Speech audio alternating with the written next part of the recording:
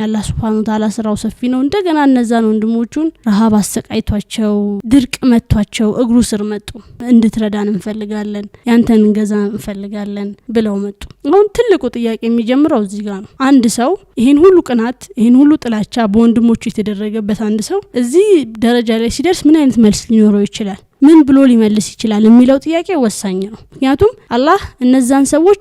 እግሩ ስር ጥላቻን ያደረጉበትን ሰዎች ቅናትን ያደረጉበትን ሰዎች እግሩ ስር ነው ያመጣለት ስለዚህ ምንድነው የሚመልሰው ነው እሱ ግን ሲመልስ እንዲህ አለ قالوا انت يوسف ነህ እንዴ قال انا يوسف وهذا اخي እኔ ዩሱፍ ነኝ እሱ ደግሞ ወንድሜ ነው قد من الله علينا الله أكبرنا علاقاً تلك بوتان ستن إنه من يتقي ويصبر فإن الله لا يضيع أجر المحسنين الله كو السلة مفرانا لم يتاقسوا يمحسنوچن سرعة أفان يدكاماتشون يلفاتاتشون اسكذاري يتدرقبني النقر بمولو سرعين على أطفابني مالنا يهدون هي هلو يهود زمن منقرو بهيوت زمن منقرو هلو يتدلعدن النقر على يميج السن هلو بولتك على الغرزو إنه من يتقي ويصبر الزين درس يدرقين الزين እንደመጣ ያደረገኝ ተቋና ሰብር ነው ከዩሱፍ ታሪክ ከሁለመናው ብዙ ነገር መውሰድ እንችላለን አንደኛው ደግሞ ዋንኛው ደግሞ ይሄ ነው ተቋና ሰብር